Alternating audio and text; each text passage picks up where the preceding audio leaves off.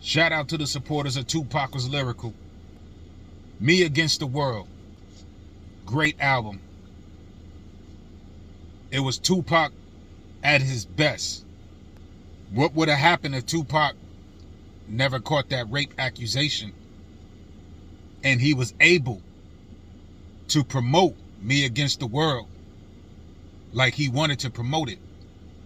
Imagine him being in the video for Dear Mama.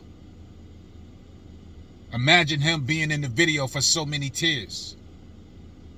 Imagine him being in the video with Salt on the song Temptation. Imagine if Tupac did a video for If I Die Tonight. Imagine somebody sitting there talking to Tupac like, yo, what made you write like that on If I Die Tonight? Why was you showing people that you was lyrical at that point? If Tupac would have been able to do Me Against the World and that rape accusation never happened, that means the shooting never happened, that means him and Biggie probably would have never had the falling out. It would have just been different in the culture of hip hop. The conversation would have been different, because what a lot of people do, a lot of people dwell on the Tupac that came after the shooting, and they pay no mind. They disregard the Me Against the World Tupac. When Tupac performed the song Me Against the World, he probably only performed maybe So Many Tears, that's Club 662. He performed Dear Mama somewhere and kind of forgot the words somewhat.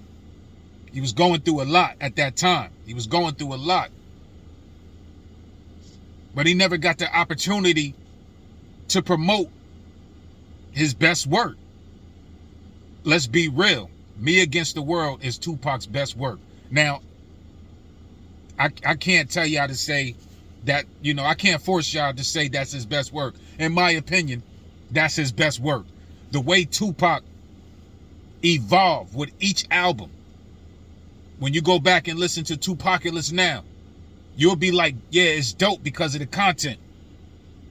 And then you go to the second album and you see that, oh, the production got better. Holla if you hear me, keep your head up, and I get around.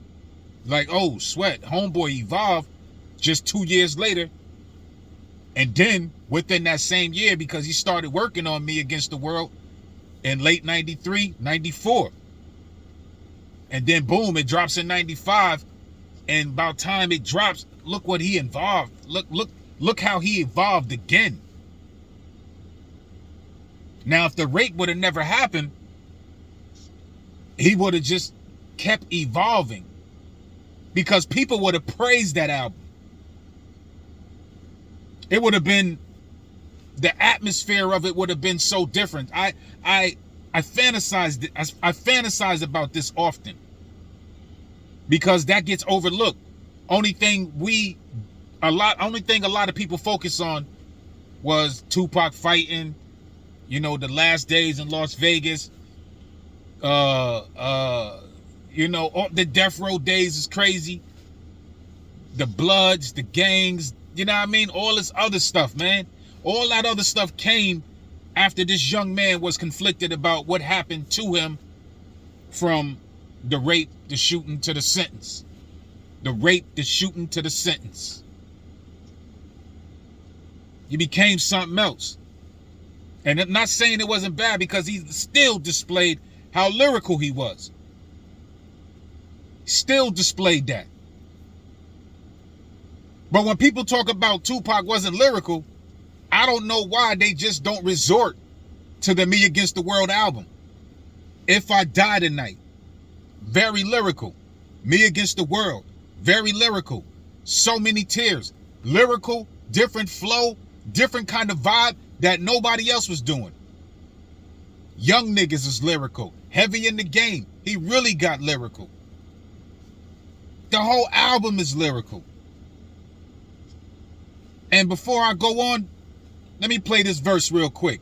I wonder if the Lord would forgive me and bury me a G. I couldn't let my adversaries worry me, and every single day is a test. Wear a bulletproof vest. There's still a nigga stressing over death. If I could choose when a nigga die, figure I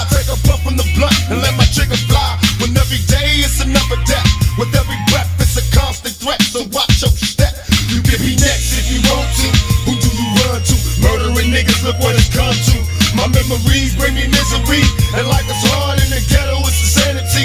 I can't breathe, got me thinking what through hell got, cause I done suffer so much, I'm feeling shell-shocked.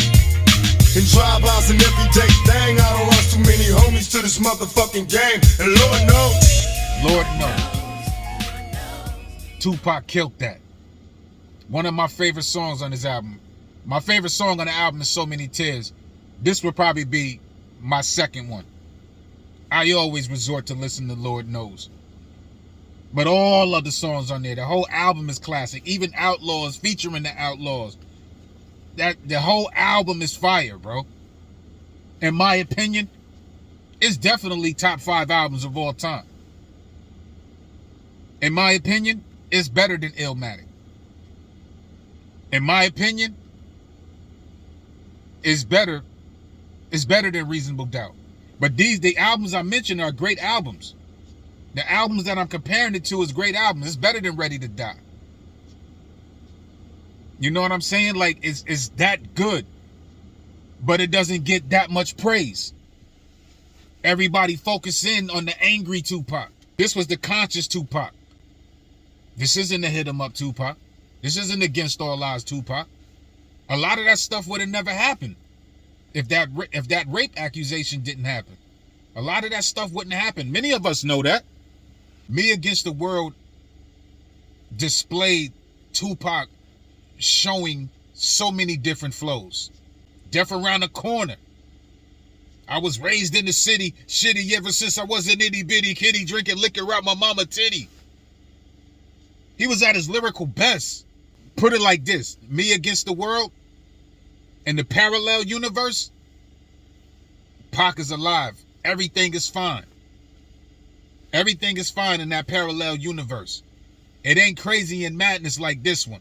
You don't have people hating on a man that died almost 27 years ago, ridiculing him because of his actions. He was 25, bro. He was a young man. Me Against the World, that's the Tupac. There wouldn't have been no Machiavelli. Although Machiavelli picked up somewhat where Tupac left off. But even still on a Machiavelli album, that's still a different version of Tupac. Trying to get past being conflicted, trying to get past the paranoia, the frustration, not knowing who to trust, the phony people in his face, the anger,